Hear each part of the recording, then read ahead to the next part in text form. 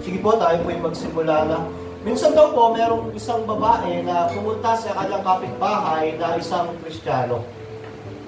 Ito ay kwento ni John MacArthur. Meron daw isang babae na maraming problema. Pinuntahan niya yung kaibigan niya na isang Kristiyano. Sabi ng babae, nagbabagsak siya ng kanyang sama ng loob. Alam mo, napakalaki ng aking problema. Kasi may cancer ako. Na-diagnose ng doktor na ako ay may cancer at ito ay nagsisimula ng lumaki. Nararamdaman ko na siya unti-unti sa aking katawan. Hindi lang yun ang aking problema. Alam mo, yung asawa ko, nalalamig na siya sa akin at naghumihingi na siya ng diborsyo. Gusto niya na akong hiwalayan. At hindi lang yun, ang isa pa ko pang problema, yung aking anak, nalulung siya sa droga. Unti-unti, yung kanyang pag-iisip ay nagkakaproblema na. Unti-unti, parang nawawala na siya sa katinuan. Ano ang magagawa ko? Ano ang may tutulong mo sa akin sa problema ito?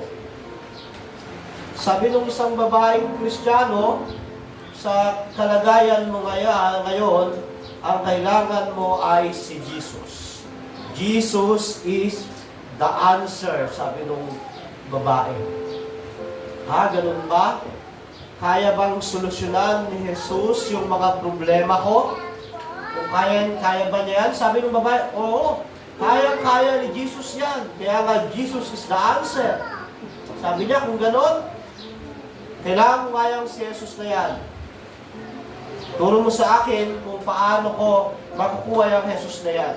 At sila ay nag-sinner's prayer, umuwi ang babae na may kagalakan.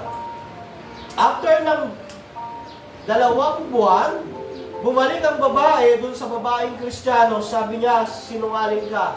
Hindi totoo yung sinasabi mo tungkol kay Jesus. Ngayon, sinabi ng aking doktor, ang cancer ko ay lumalala. Tumataas na yung kanyang stage. Yung asawa ko na makikipaghiwalay na sa akin, hindi naman siya bumalik. Nag-file na nga siya ng diborsyo sa katotohanan. Yung anak ko, na unti-unti na nawawala sa pag-iisip, sabi ng doktor, kailangan na siyang dalhin sa mental hospital. Sinungaling ka, hindi si Jesus ang kasagutan sa lahat. Jesus not the answer. Sinungaling yung Jesus mo na yan. Pagkatapos ikwento ni John MacArthur, yung kwento na yun, sabi niya, huwag niyong ikukwento ng ganon at ituturo si Jesus. Dahil hindi napunta si Jesus para solusyonan yung mga temporal na problema. Napunta si Jesus para solusyonan yung pinakamabigat at pinakamalaking problema ng tao, kundi ang kasalanan. In reality, ang katotohanan, habang lumalapit ka at sumasampalataya kay Kristo, mas lalong bumibigat ang mga pagsubok at problema na dumarating sa buhay mo. Kaya huwag ikukwento ng ganon si Jesus. Dahil the more na lumalapit ka kay Kristo, nagiging totoo kang Kristiyano, the more nagiging mahigpit ang problema at pagsubok na darating sa buhay mo. Ganito rin ho ang nangyari sa ating message ngayon sa kwento ni Apostol Pablo. Kung paanong siya dati ay isang tao na may maayos na kalagayan, tinitingala sa lipunan, siya ay merong magandang posisyon bilang Pariseo, merong mga pumupuri sa kanya at siya ay pinaparangalan ng tao nung siya ay sumunod kay Kristo. Naranasan niya ang talikuran ng lahat, sumpain ng lahat, tangkang patayin, bugbugin, siya ay maraming naging tao ang namuhi at nagalit sa kanya. Sa pagpapatuloy ho ng ating series sa libro ng Galatia, makibukas kayo sa akin sa Galatia chapter 1 verse 10 to 24. Nakadalawang paglaktaw lang tayo dahil meron tayong family day at nung nakaraan ay Resurrection Sunday. So ngayon, magpapatuloy na po tayo sa ating series, ang libro ng Galatia. Makibukas po kayo, Galatia chapter 1 verse 10 to 24. Say amen po pag nandun na. Ito po ang sinasabi ng salita ng Diyos sa Galatia 1, Kapitulo 1, versikulo 10 hanggang 24. Sabi dito, bakit ko sinasabi ito? Dahil ba sa nais kong mapuri ng tao? Hindi, ang papuri lamang ng Diyos ang tangi kong hinahangad. Sinisikap ko bang magbigay lugod sa tao? Hindi. Kung yan ang talagang hangad ko, hindi na sana ako naging alipin ni Kristo.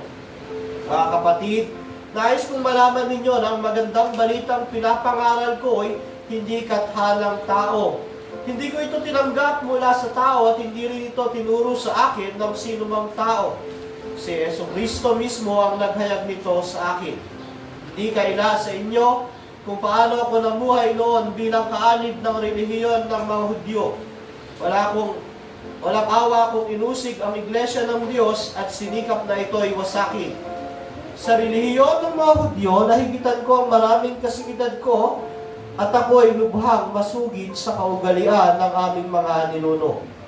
Ngunit, dahil sa kagandahang loob ng Diyos, pinili niya ako bago pa ako'y panganak at tinawag upang maglingkod sa Kanya. Nang minabuti niyang ihayag sa akin ang Kanyang anak upang maipangaral ko siya sa mga hentil. Hindi ako sumangguni sa sinumang tao. Verse 17, hindi pa rin ako nagpunta sa Jerusalem upang makipagkita sa mga apostol na nauna sa akin. Sa halip, nagpunta ako sa Arabia. Pagkatapos ay bumalik ako sa Damasco. Pagkaraan ng 3 taon, pumunta ako sa Jerusalem upang makipag-usap kay Pedro at 15 araw kaming nagkasama. At wala akong nakitang iba pang apostol maliban kay Santiago na kapatid ng Panginoon. Totoong lahat ng sinusulat ko sa inyo. Alam ng Diyos na hindi ako nagsisinungaling. Pagkatapos, pumunta ako sa ilang lugar sa Syria at sa Cilicia. Hindi pa ako kilala noon ng mga mananampalataya kay Kristo na nasa Judea. Nakarating lamang sa kanila ang ganitong balita. Ang dating umuusig sa akin ay nangangaral na ngayon ng pananampalatayang dati sinikap niyang wasakin. Kaya nagpuri sila sa Diyos dahil sa akin. Ito po ang salita ng Diyos. Magpasakop at mahalin natin ang salita ng Diyos. Ang mga talata sa Galatia chapter 1 to 10 to 24 ay bahagi ng pagtatanggol ni Apostol Pablo para sa kanyang otoridad bilang apostol at tagapangaral ng mabuting balita. Isinulat ni Pablo ang liham na ito para sa iglesia na nasa taga-Galacia. Sila ang primary receiver ng sulat na ito, mga taga-Galacia. Sino sila? Mga Antioch, Pisidia, Derbe, pag binasa nyo sa Biblia. Ngayon, ang Galatia ay nasa sentro ng bansang Turkey sa Middle East. Matapos niyang mabalitaan na may mga Judaizer o mga Hudyo na nanggugulo sa Galatia at nagtuturo ng maling pananampalataya, sumulat si Pablo para sa kanila. At ang problema ng Galatia ay ganito. Matapos lisanin ni Pablo ang Galatia kung saan siya nagturo ng aral, nakapagtayo ng iglesia at dumating ang mga huwad na guro o mga Judaizers. Ang mga Judaizers ay mga faithful na follower ni Moises o ng Judaism at tinuturo nila na para ang isang tao ay maging tunay na Kristiyano, kailangan niyang magpatuli o sumunod sa batas ni Moises. Hindi sapat si Kristo para sa kanila. Kailangan si Kristo plus pagtutuli, Judaism, mga tradisyon na itinuro sa lumang tipan. Kaya dito, napilitang sumulat si Pablo para i-rebuke sila, i-correct sila at ilagay sa tama ang paniniwala ng mga taga-Galacia. Kaya sa unang bahagi, sa 11:12, pinagdidinginan ni Pablo na ang mabuting balitang dala niya, ang message na dala niya, ay hindi imbensyon ng tao, kundi direktang pinahayag ni Kristo sa kanya. Para mas patibayan pa ito, pagdating sa verse 13 and 14, Ikinuwento ni Pablo yung dati niyang buhay kung paano siya mismo ay kaaway ng iglesia. Tagausig siya ng iglesia. At sa 15 to 21, inilahad ni Pablo ang kanyang karanasan matapos siyang tawagin ng Diyos. Hindi siya kumonsulta sa tao. Kinukwento niya na pagkatapos niya makakilala kay Kristo, hindi siya kaagad pumunta sa Jerusalem. Pumunta muna siya sa Arabia for 3 years. After 3 years, saka lang siya nagpakita kay Pedro at kay Santiago. Maaaring parang tanungin para mas makilala niya si Kristo.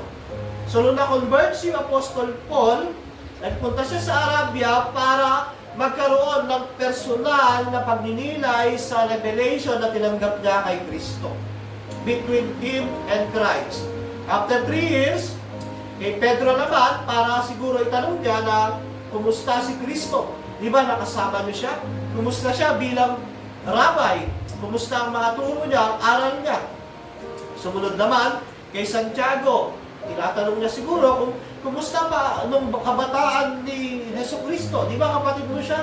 Paano siya tumayo bilang panganay na anak? Paano siya bilang isang mabuting anak? At dito sa Galatia 10:29, ang layunin ni Pablo ay patunayan ang kanyang sarili na hiwalay siya sa mga leader ng Jerusalem, ang 12 apostol, pero meron silang iisang mensahe na galing kay Kristo. Dahil ang number 1 accusation kay Paul, siya ay hindi tunay na apostol. Ang kanyang mensahe ay galing lamang sa kanya at kinopya lang sa mga apostol. At para patunayan ito, nagbigay si Pablo ng 3 mahalagang depensa. Ang title ng ating message, ang depensa ng apostol sa kanyang pagkatawag para sa Ebanghelyo ni Hesus Kristo. Ang depensa ng apostol sa kanyang pagkatawag para sa Ebanghelyo ni Hesus Kristo. Meron lamang itong 3 puntos: ang kanyang kasalukuyan, ang kanyang nakaraan, at ang gawa ng Diyos. Bilang pagsisimula, ang ating unang puntos ang kanyang kasalukuyan. Bilang pagsisimula, dinipensahan ni Apostol Pablo ang kanyang pagkatawag sa pamamagitan ng pagkukwento ng kanyang kasalukuyang buhay ng paglilingkod kay Jesus.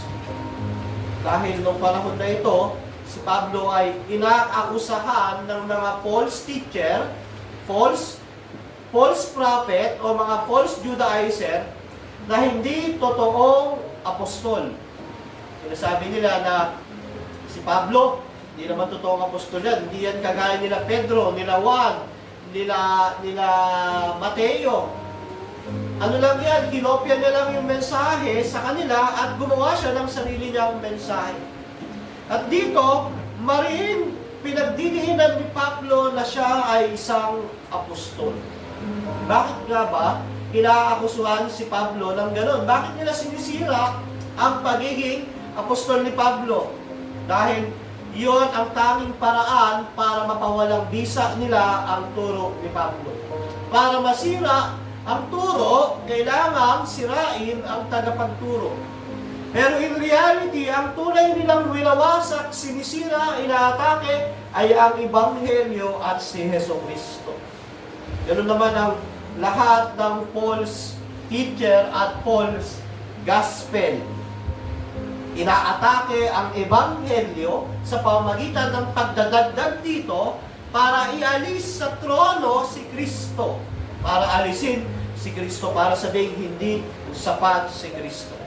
Kaya matatag na dinedepensahan ni Pablo ang kanyang opisina bilang apostol dahil ang nakataya dito ang Ebanghelyo at ang Panginoong Hesus Kristo. Para masira ang Ebanghelyo, para masira si Kristo, ang una nilang sinisira yung tagapagdala ng mensahe ng salita ng Diyos.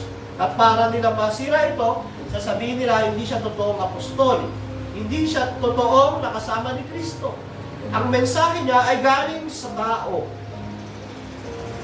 Alam nyo, minsan sa panahon ng buhay ni Martin Luther, nung binabasa niya ang libro ng Galatia, napatanong siya sa kanyang sarili, bakit ko si Apostol Pablo? Matindi ang kanyang pagdidepensa sa kanyang titulo. Siguro masyado siyang concerned sa kanyang title. Siguro ito si Pablo, masyadong pinakahalagaan yung kanyang titulo.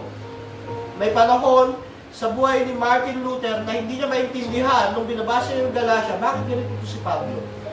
Masyado niyang dinedepensahan ng pagka-apostol. Dahil nung panahon na iyon, si Martin Luther ay isang immature monk pa. Binabasa niya yung kasulatan, hindi niya nakikita na bakit dinedepensahan niya Apostol Pablo, kanyang pagka-apostol, dahil pag nasira ang kanyang pagka-apostol, masisira ang gospel, mawawala ng kabuluhan ng mensahe ng gospel, at mahamak ang Panginoong Jesucristo. Bakit eager si Paul i-defense ang kanyang calling dahil ang nakataya ay ang gospel at ang pagiging Panginoon at solong tagapagligtas ni Kristo. At ito ang kanyang unang depensa. Sino ang kanyang pinaparangalan? Sabi ni Pablo, bakit yung sinasabi ito? Dahil nais ko bang mapuri ng tao? Hindi, ang papuri lamang ng Diyos ang tanging kong kailangan. Sinisikap ko bang magbigay lugod sa tao? Hindi. Kung yan ang talagang hangad ko, hindi sana ako naging alipin ni Kristo. Sa verse 10, pinapahiwatig niya ang mga salitang iyon para sabihin hindi siya nagbibigay lugod sa tao, kundi kay Jesucristo. Nais nang ipakita na wala siyang nais papurihan kundi si Kristo. Nais niya rin ipakita na siya ay dating Pariseyo, dati siyang nagbibigay lugod sa tao, ngayon, eto na, hindi na tao ang gusto niyang mabigyan ng kaluguran, kundi si Kristo. Bilang unang depensa, sinasabi niya na, sino bang gusto kong papurihan? Dati, sa buhay ko, gusto ko talagang papurihan ng tao nung ako'y Pariseyo pa. Pero ngayon, hindi na. Sino? Si Kristo, dahil alipin niya ako. Isa pa sa akusasyon kay Pablo ay siya ay man-pleaser. Ngayon, gusto niyang sabihin, kung man-pleaser ako, bakit hindi ko hinahangad ang papuri ng tao? Kung man-pleaser ako, bakit hindi ko hinahangad na mapapurihan ako ng tao? Kung man-pleaser siya, gusto sabihin ni Pablo, kung man-pleaser ako, bakit hindi na kayo natutuwa ang mga Hudyo sa akin? Diba? Kung man-pleaser ako, bakit yung mensahe ko very offensive sa mga Hudyo na pupunta pa sila sa Galatia para magturo ng ibang aral kung man-pleaser ako? Kung man-pleaser si Paul, bakit marami siyang hirap at pagdurusa na pinagdaraanan dahil sa gospel? Kaya ang una niyang depensa, hindi ako man-pleaser. Yun ang katibayan ng aking calling. Ang tangi ko lang nais ay papurihan ang Diyos. Ganito ang simpleng application nito. Walang aliping makapaglilingkod sa dalawang Panginoon. Either i-please mo yung boss mo, o either i-please mo si Kristo. Either i-please mo ang mundong ito, o either i-please mo ang Panginoong Jesucristo. Sabi ng Matthew 6:24, walang aliping makapaglilingkod sa dalawang Panginoon, sapagkat kapopotan niya ang isa at iibigin ang ikalawa. Paglilingkuran ng tapat ang isa at hahamakin ang ikalawa. Hindi ninyo maaaring paglingkuran ng pareho ang Diyos at ang kayamanan. Yan ang application. Hindi ka mamahalin ng mundo kasabay ng pagiging tapat na tagasunod ni Kristo. Isa lang ang pwede mong piliin. Magiging tagasunod ka ni Kristo at kakamuhian ka ng mundo. At ang pinili ni Pablo ay maging alipin ni Jesus. Pinapatunayan ng kanyang pagiging apostol sa kanyang pagiging alipin ni Kristo. Hindi tayo pwedeng mamangka sa dalawang ilog, sabi ng matatanda. Hindi ka pwedeng magkaroon ng dalawang asawa, dahil pag nagkaroon ka ng dalawang asawa, yung isa, magiging faithful ka, yung isa, kamumuhian mo. Hindi ka rin pwedeng maglingkod sa dalawang Panginoon. Either kay Christ ka, o sa kayamanan ka ng mundong ito. Either i-please mo ang tao na nasa paligid mo o i-please mo si Kristo. Kaya ang isang mapanghamong tanong, ikaw, ano ang pinipili mo? Binigyan din ni Pablo na ang kanyang pinaparangalan ay hindi ang tao, kundi si Jesus. Sa panahon natin ngayon, maraming iglesia ang nag-a-adjust para sa mga unbeliever. Ginagawa nila, naglalagay sila ng mga bagay na gugustuhin ng unbeliever. Pinapaganda yung building, naglalagay ng mga kumukuti-kutita, merong pausok, merong magagandang instrumento para ma-please ang tao. Pero hindi para ma-please ang Diyos. Ang tanging makapag-please sa Diyos ay ang faithfulness sa Kanyang salita. Kaya nga ang tanong, ikaw anong pinipili mo? Magiging faithful ka ba sa Word of God o magiging faithful ka sa takbo ng mundong ito? Pangalawa, sabi ni Pablo, ang mensahe niya ay hindi gawa ng tao. Ang piniplease niya ay ang Diyos at ang mensahe niya ay hindi gawa ng tao. Sabi niya sa verse 11, mga kapatid, nais kong malaman ninyo na ang magandang balitang pinapangaral ko ay hindi gawa ng tao. Totoo naman po, hindi gawa ng tao ang gospel. Hindi kayang maunawaan ng tao ito kung hindi ipapaunawa ng Diyos. Hindi kayang sumagi sa isip ng isang tao makasalanan ang mensahe ng gospel dahil ito ay laban mismo sa tao. Di ba? Opposing ang gospel sa isang sinners. Kaya dito kayang arukin ng isipan ng tao. Hindi kayang maunawaan ng kaisipan ng tao na kung paanong ang mga anghel na nagkasala sa kanya ay tinakda sa kaparusahan sa impyerno, pero magtatakda siya ng ilang tao mula kay Adan na mga makasalanan para gawing banal, mahalin at ipawalang sala.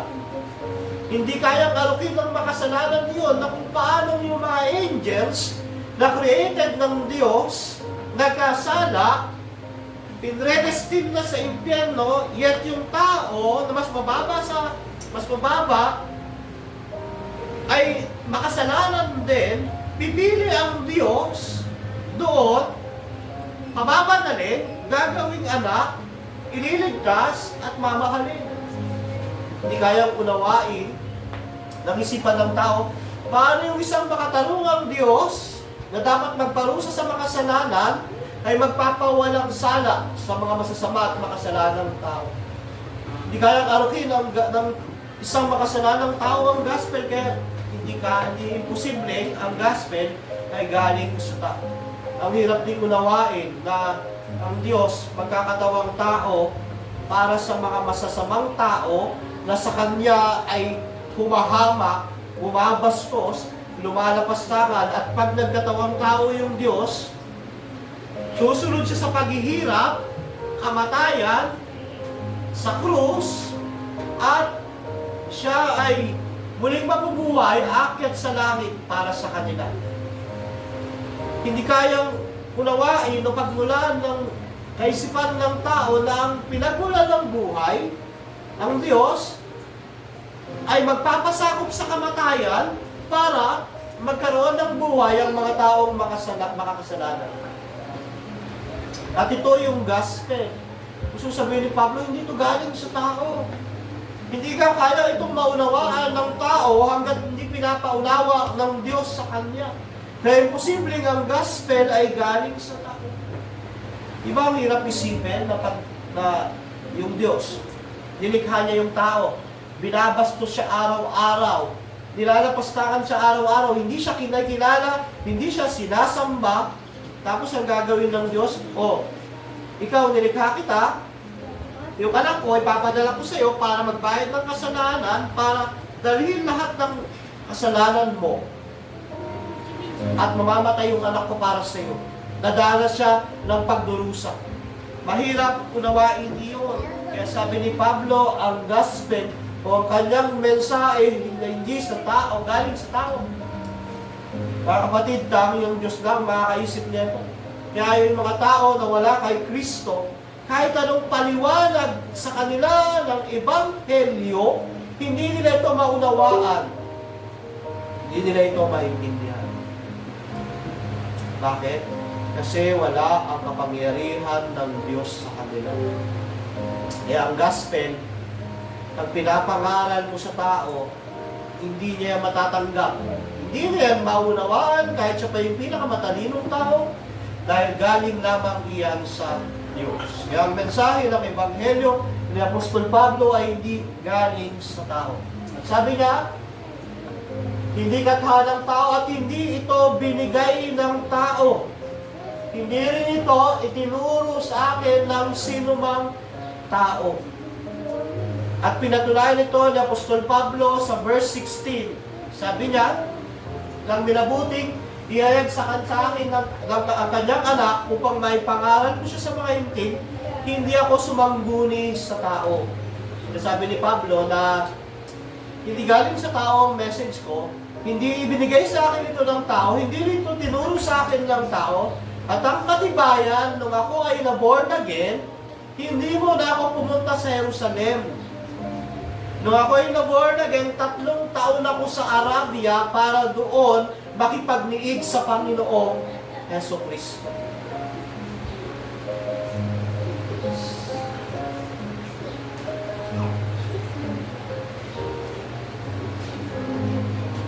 Kaya sabi sa verse 17, na hindi rin ako nagpunta sa Jerusalem upang makipagkita sa mga apostol na nauna sa akin.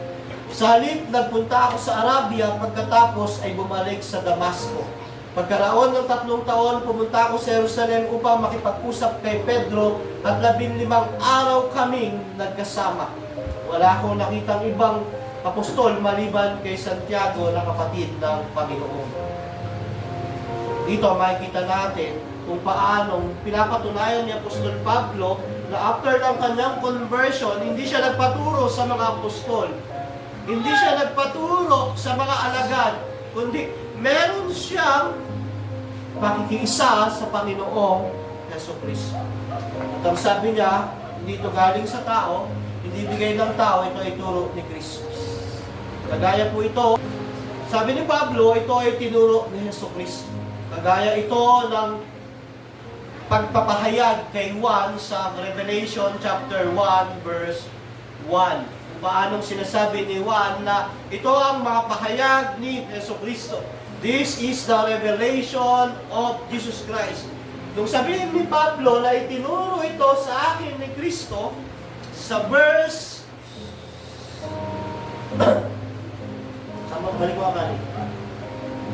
sa verse 12, si Jesucristo mismo ang naghayag sa akin, sinasabi ni Pablo na kung paano nagpahayag kay Juan ang Panginoong Jesucristo, ganun din sa kanya. Anong layunin niya ito? Para mas patibayin pa ang kanyang argumento. Umaapela si Pablo sa nakaraan niyang buhay sa mga nangyari sa kanya para patunayan ang kanyang kasalukuyan. Dahil alam ni Pablo, hindi ang kanyang pangalan ang nakataya. Hindi ang kanyang pagka-apostol ang nakataya. Ang nakataya ay ang Ebanghelyo. Na kung masisira si Pablo, masisira ang Ebanghelyo, aalisin sa trono si Kristo.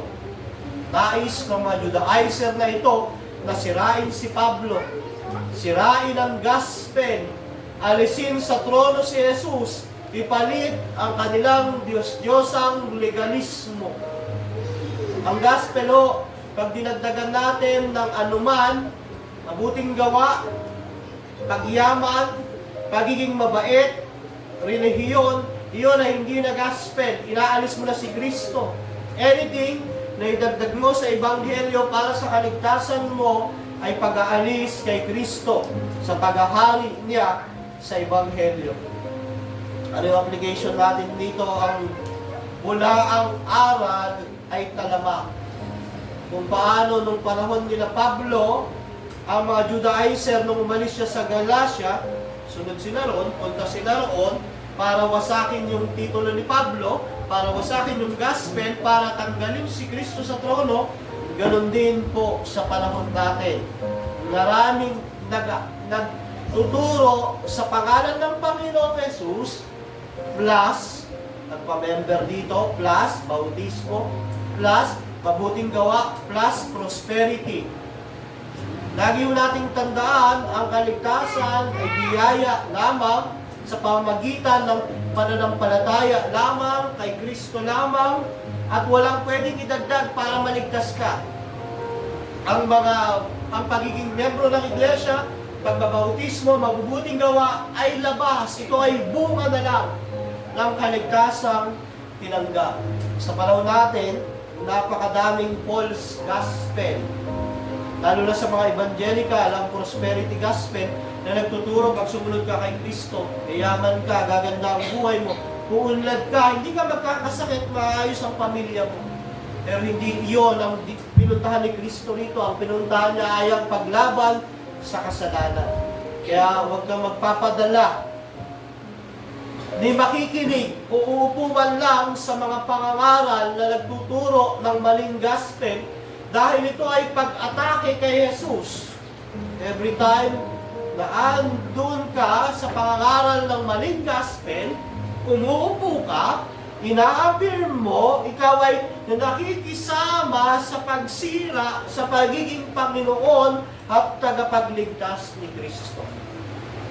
Every time na ikaw ay nakikiayon sa maling gospel, dinadagdagan ito ng good works, legalism, sinner's prayer, altar call, ambag ng tao, ikaw ay nakikiwasak. Nakikidamay ka para sirain ang pangalan ng Panginoong Jesucristo. Kaya nga dapat ang tamang gawin sa mga nagtuturo dito ay dapat i-refute. Ganun ang tamang gawin. Iwasan, layuan dahil sila ay umaatake kay Jesus. Tandaan natin, mga kapatid, hindi nagagalak ang Panginoong Jesus pag tayo ay nakikiayon, umuupo, nakikinig, ma-affirm sa mga maling gospel. Hindi lang po iyon, mas lalo pang pinagtibay ni Apostol Pablo, hindi lang sa paghahayag ng kanyang kasalukuyan, kundi sa paghahayag ng kanyang nakaraan. Iyon ang ating ikalawang puntos. Hindi lang siya nagpahayag ng kanyang kasalukuyang gawain sa kanyang nakaraang buhay. Sabi ni Nelson Mandela, "Do not judge me by my success. Judge me by how many times I fell down and got back up again." Sabi niya, "Huwag mo akong tignan sa tagumpay ko. Tignan mo ako sa mga pagbagsak na naranasan ko at paano ako tumayo." Si Nelson Mandela po ay nag-suffer ng 27 years na pagkakulong dahil sa African apartheid o yung revolution o pagmamaltrato sa mga negro. At pagkatapos niya makulong ng 27 years, hindi ito naging bitterness sa kanya. Ito ay naging way pa nga ng kanyang filosofiya ng pagpapatawad at pakikipag-ayos na naging dahilan para siya yung maging first black president ng kanyang bansa. Makikita natin dito yung lumang buhay ni Nelson Mandela na pinapersecute siya ay naging dahilan para siya ay magamit ng kanyang bansa. Dito naman, iba. Kaya Apostol Pablo, hindi siya yung pinapersecute, siya yung nagpe-persecute. Yung masamang buhay at pamumuhay ni Apostol Pablo ay ginamit ng Diyos bilang ebidensya ng pagiging totoo ng kanyang pagkatawag, totoo ng Ebanghelyo, at pagiging totoo ng paghahari ni Kristo. Napakatalino at makapangyarihan ng Diyos. Paano ang pangit nating buhay ay isang matibay na testimony ng kanyang kaluwalhatian. Yung masasamang gawa ni Pablo ay testimony ng biyaya ng Diyos. Pero hindi ibig sabihin nun na dapat gumawa ka ng masama para mapapurihan at maluwalhati ang Diyos. Ang gusto lang ipakita roon, anuman ang nakaraan, anuman ang iyong naging gawa, kayang gawin ng Diyos na maging paraan para maluwalhati siya. At ngayon, ang pangit na buhay ni Pablo ay ikukwento niya para patunayang siya ay tinawag ng Diyos. Para patunayang ang gospel na kanyang pinapangaral ay nag-iisa, tunay at totoo.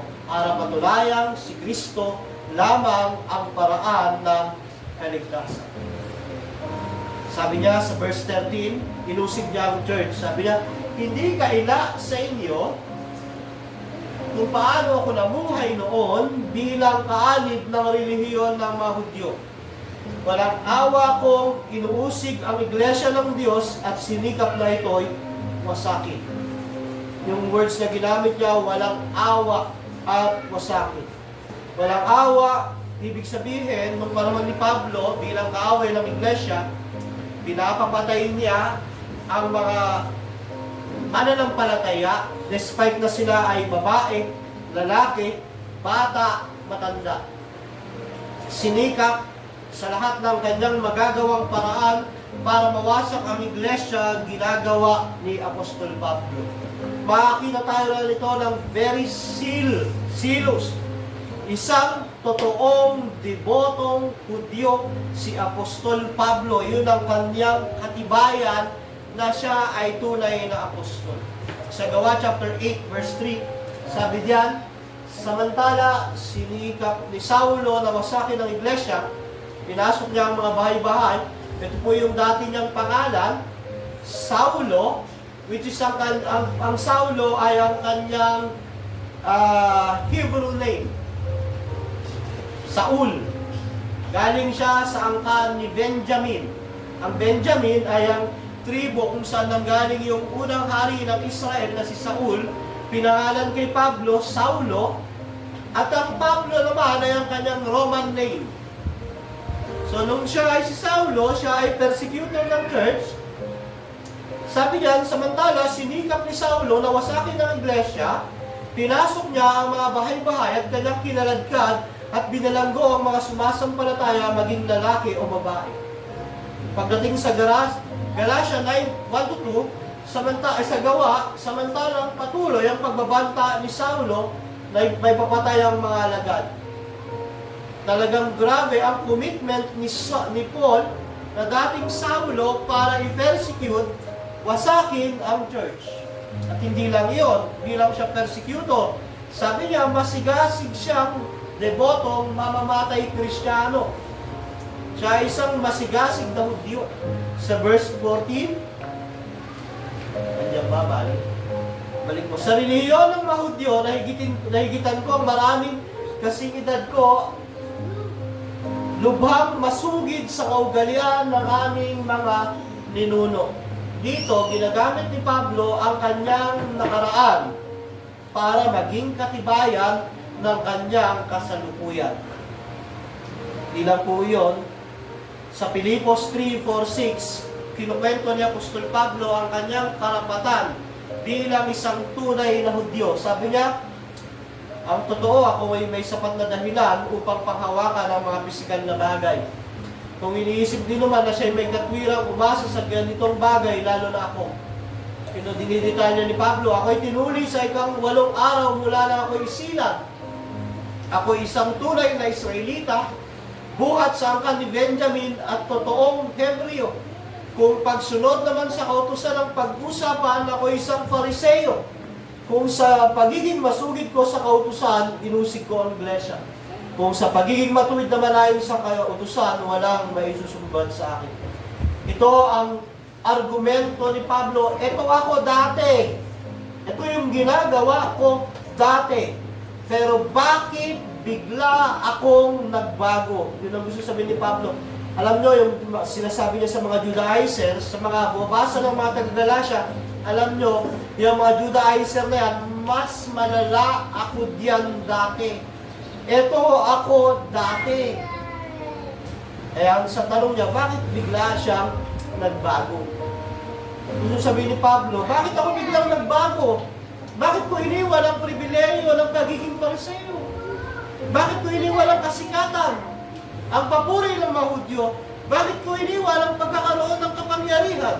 Ang magandang buhay, ang magandang hinaharap sa relihiyon ng Judaismo.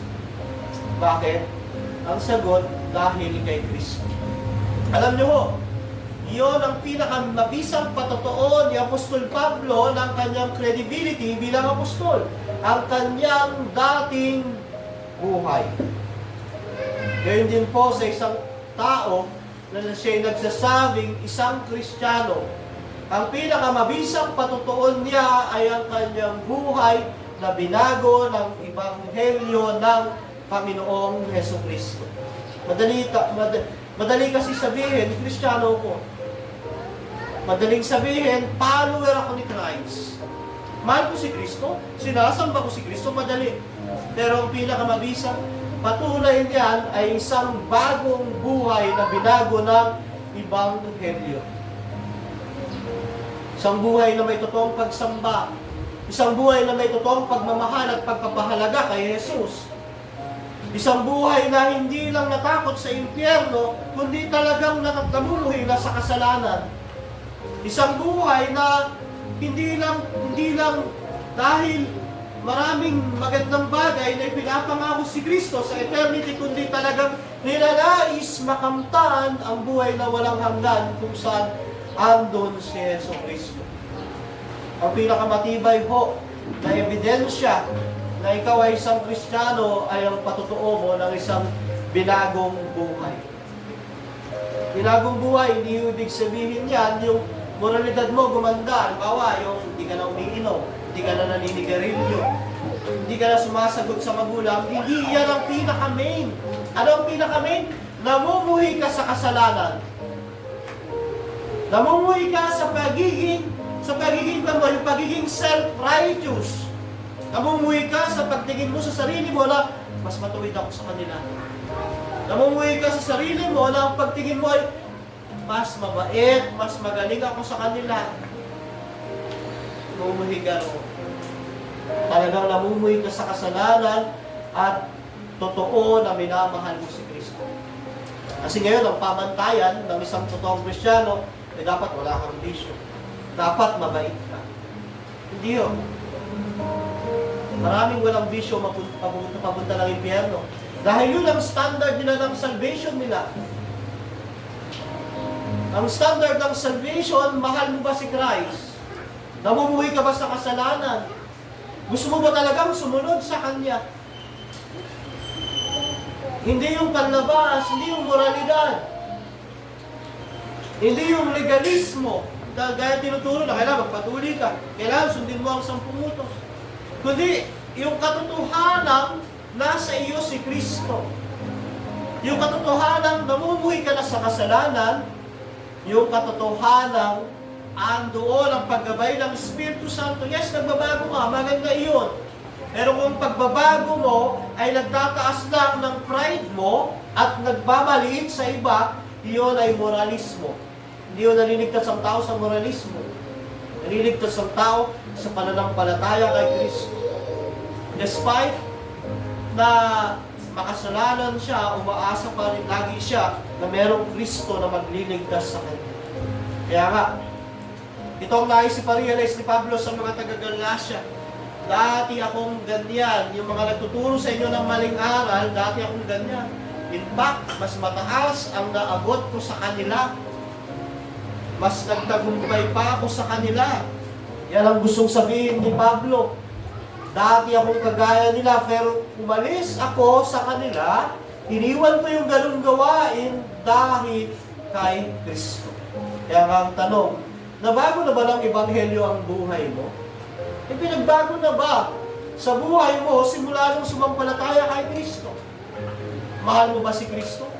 Ang pagsamba mo ba kay Kristo ay natatangi at talagang binibigay mo yung the best para sa Kanya? O may mga tinalikuran at iniwan ka na ba dahil dito? Dahil sa pananampalataya mo kay Kristo, meron ka na bang tinalikuran at iniwan?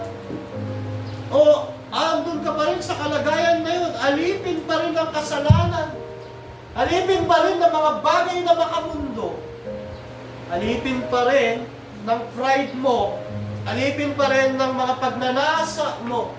Alipin pa rin ng mga hindi mo makontrol na pagnanasa sa mundong ito. Yun ang tanong, meron ka na bang iniwan para kay Kristo? Dahil si Pablo, iniwan niya ang kayamanan para kay Kristo. Iniwan niya ang kasikatan para kay Kristo. Iniwan niya ang magandang bukas sa Judaismo para kay Kristo. Para sa mas magandang hinaharap. At ang pangatlo niyang depensa, ang gawa ng Diyos sa pangwalang hanggan o eternidad.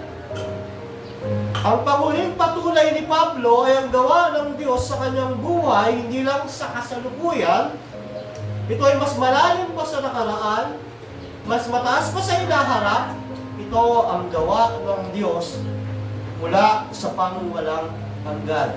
Sa verse 15, sabi niya, ngunit dahil sa kagandahang loob ng Diyos, pinili niya ako bago pa ako ipinanganak at tinawag upang maglingkod sa Kanya, nang minabuti niyang ihayag sa akin ang Kanyang anak upang maipangaral ko siya sa mga hintil, hindi ako sumangguni sa sinumang tao. Sabi ni Pablo, ganito, bago pa ako ipinanganak, pinili na ako ng Diyos. Ang lahat ng nangyari sa akin sa kasalukuyan, sa nakaraan, iyon ay itinakda ng Diyos bago pa ako ipinanganak para maglingkod sa Kanya. Makikita natin dito, sabi ni yung word na ginamit ni Pablo, pinili ng Diyos bago pa ang Kanyang kapanganakan. Dito po pumapasok yung paniniwala ni Apostol Pablo sa doktrina ng eleksyon at paghirang. Na ang Diyos, kasi ang iba, ang paniniwala nila, walang pinili ang Diyos. Sumasabay lang ang Diyos sa takbo ng mundo na, halimbawa, yung tao, oy, nagsisi siya. Okay. Oh, hindi siya nagsisisi. Oo. Na parang walang kontrol ang Diyos. Hindi o, lahat ng nangyayari sa nakaraan, kasalukuyan, hinaharap, lahat iyon ay nalalaman, tinalaga, tinakda ng Diyos na hindi siya ang pinagmumulan ng kasalanan, kundi ang tao na meron pa rin sariling kalooban o pananagutan. Yes, may pagtatakda ang Diyos. Na pag-aralan namin kanina yan, ang Diyos nag-decree, nagtakda sa bago palikay ng mundo. Pero bilang tao, meron kang pananagutan dahil hindi ka naman ginawang robot ng Diyos na, dahil tinakda ko ito, wala ka ng option na magagawa pa. Hindi tayo ginawang robot ng Diyos. Ganon, kagandang kapangyarihan ng Diyos. Meron siyang decree, yet merong responsibility ang tao dahil hindi siya isang robot. Siya ay isang tao na merong sariling kaisipan para sumampalataya o hindi sumampalataya kay Kristo. Kaya mga kapatid, sabi ni Pablo, pinili niya ako bago pa ako pinanganak. Gaya ng sinasabi ng Efeso 1, chapter 4, verse 5. Sabi diyan, bago pa likhain ang sanlibutan, ay pinili niya tayo upang maging Kanya sa pamamagitan ng ating pakikipagkaisa kay Kristo at upang tayo maging banal at walang kapintasan sa harap ng Diyos. Dahil sa pag-ibig ng Diyos, pinili niya tayo upang maging anak niya sa pamamagitan ni Yesu Kristo ayon sa Kanyang layunin. Pinili ng Diyos si Pablo. Pastor, paano ko malalaman kung pinili ako? Ito ang tanong, sumasampalataya ka ba at nagtitiwala kay Kristo? Kung sagot ay oo, ikaw ba ay namumuhi sa kasalanan at nagdanais sumunod kay Kristo? Kung sagot ay oo, ikaw ay pinili ng Diyos bago balikay ng mundo, kagaya ni Apostol Pablo. Paano ko naman malalaman kung hindi ako pinili? Mula umpisa hanggang dulo ng buhay mo, hindi ka sumasampalataya kay Kristo. Kung may relihiyon ka man, iyon ay relihiyon ng gawa. Kung ikaw man ay nag-church, iyon ay pagpapanggap at wala sa puso. Kung ikaw man ay kung ikaw man ay umiiwas magkasala dahil lang sa takot sa consequences o sa batas. Isa lang masasabi ko, hindi ka pinili ng Diyos. Pero hindi pa huli ang lahat. Habang naririnig mo ito, may pagkakataon ka pa para magsisi, tumalikod sa kasalanan at sumampalataya sa Kanya. Nang sa ganon, masabi mo, pinili nga ako ng Diyos, kagaya ni Apostol Pablo. Hindi harsh ang doctrine ng election. Dahil ang paghirang ng Diyos ay hindi natin kayang unawain, pero ang mauunawaan natin, kailangan nating sumampalataya kay Kristo. At kung hindi tayo sumasampalataya kay Kristo, pinapatigas natin ang ating puso, nagre-rebelde tayo sa Kanyang salita, tayo ay lumalaban sa Diyos ng harap-harapan. Hindi lang pinili si Pablo, sabi pa ng Biblia, niligtas din siya ng Diyos sa pamamagitan ng biyaya. Niligtas si Apostol Pablo sa pamamagitan ng kanyang biyaya. Sa verse 15, ngunit dahil sa kagandahang loob ng Diyos, pinili niya ako bago pa ako'y panganak, tinawag upang maglingkod. Ngunit dahil sa mabubuting gawa ba? Ngunit dahil sa pagsunod sa panalangin ba? Ngunit dahil sa pagiging mabuti ko ba? Mabait? Hindi. Ang sabi, dahil sa kagandahang loob ng Diyos. Ang word mo na yon ay grace. Ang ibig sabihin ng grace, unmerited favor. Wala kang ambag, wala kang dagdag. Ang Diyos, dahil sa kanyang kagandahang loob, ikaw na makasalanan, iniligtas niya sa pamamagitan ng pagkakaloob ng kanyang anak sa krus ng Kalbaryo. Kaya ang salvation ni Paul ay salvation by grace alone, through faith alone, in Christ alone. At ang foundation nito ay ang pagkapili niya bago pa likhain ang mundo. Pinili, tinawag, niligtas dahil sa biyaya kay Kristo lamang. At anong purpose? Para ipahayag ang gospel. At ito po ang solid evidence na nais ni Pablo maunawaan ng mga mambabasa ng kanyang sulat, mga taga-Galatia. Nais ni Pablo sabihin, mga kapatid, mga taga-Galatia, yung mga Judaizer na yan, napunta yan para sirain ako. Sirain ang gospel, sirain si Kristo. At ito ang matatag na katibayan ng aking pagiging apostol. Una, ang aking buhay bilang alipin ni Kristo. Pangalawang, aking nakaraang buhay bilang kaaway ng church. Pangatlo, ang ginawa ng Diyos sa buhay ko. Pinili, niligtas. Yun ang solid evidence at ang purpose para kay Kristo. Pinili, tinawag, niligtas sa biyaya kay Kristo.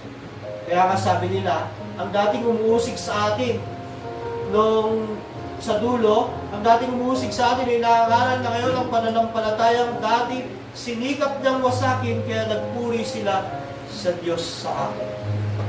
Napakatatag ng pagdidepensa ng apostol sa kanyang pagkatawag dahil ang nakasalalay ang Ebanghelyo at si Kristo. At alam niyo po, sa ating iglesia, ang unang aatakihin sa ating iglesia ay ang nangangaral ng gospel. I-discredit nila. Pwede nilang sabihin, yung pastor nyo naman, batang pastor naman. Yung pastor nyo naman, maliit lang naman yung church niya. Hindi naman galing sa, hindi naman nakapag-aral ng matataas na pag-aaral niya. Ang unang i-discredit lagi para mawalan ng bisa ang mensahe dito, mawalan kayo ng respeto, mawalan kayo ng pakikinig sa kanyang pangangaral ay ang tagapagturo dito sa iglesia. Sabihin nila, gaya naman yung pastor nyo naman, ano naman? Bata pa lang naman. Yung tinuturo sa inyo, very ordinary lang yan. Ito na yung bago ngayon. Kaya maging maingat. Minsan, sa loob ng church, manggagaling ang pagkatake na yan. Sabihin nila, yung si pastor naman, hindi naman perfect yan. Mainit din naman ang ulo. Manggagaling sa loob, manggagaling sa labas. Ang laging unang atakihin, yung nangangaral ng Ebanghelyo. Pag nasira yung nangangaral ng Ebanghelyo, mawawalan ng pananampalataya at pagtitiwala ang tao sa Ebanghelyo, yayakap siya sa ibang Ebanghelyo na may tuturing na pagsamba sa Diyos at aalisin niya si Kristo sa trono. Kaya maging maingat tayo. Baka dumating ang panahon, ang ilan sa inyo, ang iba sa inyo, nagiging kaaway ng pulpitong ito. Gagawa ng dibisyon sa pagitan ng mga tao. Ang unang aatakihin, yung tagapagturo. Diba? Unless ang tinuturo ay hindi gospel. Pwede yung i-review. Kagaya ng ginagawa ni Paul. Pero, dapat tignan nyo, ano ba yung pinapangaral niya? Yun pa rin ba? Yung gospel pa rin? Kaya nga, makikita natin dito, mariing pinagtatanggol ni Apostol Pablo sa unang bahagi ng libro ng Galacia, ang kanyang pagkatawag para patibayin ang Ebanghelyo, para itaas si Kristo. At yun naman pong dapat. Sa bawat pangangaral, si Kristo ang dapat maitaas. Sa bawat pagtuturo, ang Ebanghelyo ang dapat maging sentro. At ang pinaka madiin na pangaral ni Pablo, ang kaligtasang tinanggap niya kay Kristo. Kapatid, kung ligtas ka ngayon, hindi yan dahil sa mabuting gawa mo. If you are saved today, dahil iyan, bago palighain ng mundo, bago ka pa ipinanganak, pinili ka na ng Diyos. Kaya wala kang ambag sa kaligtasan.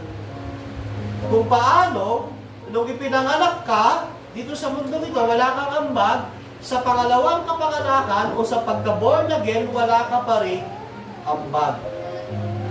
At yung pagpili ng Diyos, hindi yan kagaya ng tinuturo ng iba na, halimbawa, yung Diyos nasa past daw, ang ginawa niya, nag-travel siya sa future, nakita niya sasampalataya si Manny, kaya pinili niya si Manny. Hindi po ganon. Lumalabas kasi na noon na hindi alam ng Diyos yung mangyayari sa inaharap. Ang pagpili ng Diyos, ganito, itinakda niya lahat dito sa eternity, pinili niya lahat, itinalaga niya lahat kung anong mangyayari, yet hindi niya ginawang robot ang tao. Lahat ng mangyayari sa inaharap, lahat yan ay tinakda ng Diyos, subalit hindi siya ang pinagmumulan ng kasalanan, kundi ang tao na sa kanyang kagustuhan ay magkasala. Wala akong pinilit ang Diyos kahit isa sa inyo para magkasala. Diba? Walang pinilit ang Diyos na kahit isa sa inyo na hindi sumampalataya kay Kristo. Bagkus ang laging pinapangaral ng Diyos, ng salita ng Diyos, sumampalataya kayo kay Kristo. Kaya, ang Diyos ang nagtakda ng lahat, pero ang responsibilidad ng tao sumampalataya kay Kristo. Kaya kung ligtas ka ngayon, dahil yan sa Diyos. Kung ligtas ka ngayon, ikaw ay kabilang sa mga itinakda ng Diyos para sa kanyang plano at layunin. Sabi ni John Frame sa kanyang libro, Thinking, Loving, Doing, God knows absolutely everything. Alam daw po ng Diyos lahat. Because He planned everything. Dahil pinlano ng Diyos ang lahat. Because He made everything. Ginawa niya ang lahat. And determines what happened in the world He made. Determine, ibig sabihin, itinakda lahat na mangyayari sa mundong kanyang ginawa sa kanyang karunungan, kaalaman at kapangyarihan. Yet, He is not the author of sin. Implication of God's omniscience is that He not only knows all the facts about Himself and the world, He also knows everything, appears from every possible perspective. Walang aksidente sa Diyos. Walang, halimbawa, yung biglang, uy, hindi ko alam yun walang ganun sa Diyos. Yung hindi niya inaasahan, uy, biglang nag-born again si Sister Marlene, hindi ko inaasahan yun Uy, biglang nag-backslide si Galuan, hindi ko inaasahan yung walang ganun sa Diyos. Lahat ay kanyang ginawa, tinlano, dinetermina sa kanyang omniscient. Yet, hindi niya ginawang robot ang tao dahil ang tao ay merong obligasyong sumampalataya. So God knowledge then is not only omniscient, omniperspectival. He knows from His own infinite perspective.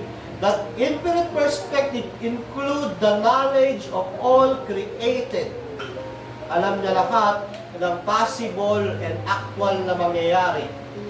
Ganun ka makapangyarihan ang Diyos. Kaya kung ligtas ka ngayon, hindi yan nagkataon, hindi yan dahil ikaw ang tumanggap, bagamat response mo yun, lahat yan ay dahil sa grace ng Diyos. Hindi ka dapat na makasalanan, tumanggap ng awa at biyaya ng Diyos. Kung ligtas ka ngayon dahil kay Jesus yan, dahil sa kanyang sakripisyo sa krus ng Kalbaryo. Kung ligtas ka ngayon, alam mo ang layunin, hindi para magwalwal, hindi para mabuhay ng YOLO, you only live once. Hindi. Ang layunin, bakit ka ligtas ngayon? Para maluwalhati at mapurihan mo ang Diyos. Kung hindi ka naman ligtas ngayon, kapatid, at wala ka kay Kristo, ikaw ay condemned. Nakatakda sa paghatol ng Diyos. At habang naririnig mo yung mensaheng ito, mayroong panawagan ng Diyos sa'yo. Magsisi ka. Tumakbo ka kay Kristo at maligtas ngayong oras na ito. Kasi ang bukas, ang mamaya, ay para sa mga taong papunta sa impyerno. At sa mga taong nais maligtas, ay dapat ngayon na. Ngayon na ang panahon ng pagliligtas. Ngayon na ang panahon ng pagsisisi. Ngayon na ang paglapit kay Kristo dahil hindi mo alam ang mangyayari bukas. Kung di ka ligtas ngayon, ito na yung panahon para lumapit ko sa Diyos. At walang lumalapit kay Kristo na hindi tinatanggap ng Diyos. Lahat ng lumalapit kay Kristo, tinatanggap, kinaawaan, kinahabagan, at ginagawang anak ng Diyos. Ngayon na ang araw na yun. Nagsisi ka, tumalikod ka sa pampalataya kay Kristo. Tayo po'y manalangin, Panginoon. Salamat po sa paalala sa amin, Panginoon. Salamat sa mensahe kung paano pinagtanggol ni Apostol Pablo ang kanyang pagiging apostol dahil hindi ang pangalan niyang nakataya, kundi ang Ebanghelyo, kundi ang Panginoong Jesucristo. Dahil alam namin, ang maling Ebanghelyo ay nag-aalis sa trono kay Kristo at nagpapalit ito ng mga Diyos-Diyosan. Kaya Panginoon, patuloy mo kaming patatagin, Panginoon, sa Ebanghelyo. Huwag mo hayaang magaya kami sa mga taga-Galasya na nadadala ng mga maling turo at aral. Huwag mo hayaang, Panginoon, umupo kami at makisang-ayon sa mga taong nagdadala ng maling Ebanghelyo, sinisira ang gospel at inaatake si Kristo. Huwag mo hayaang magkasala kami ng ganong bagay. Bagkus, bigyan mo kami ng tapang, lakas ng loob, katatagan para sila ay ituwid, i-review, at ipanalangin, buksan mo ang kanilang puso at isip. Muli, Panginoon, salamat po sa mensahe ngayong umagang ito. Nawa, ito'y magpatatag sa aming pananampalataya sa Panginoong Jesucristo. Sa iyong papuri, pagkakila, pagluwalhati at pagsambay, ito'y aming samot panalangin sa pangalan ni Jesus. Amen.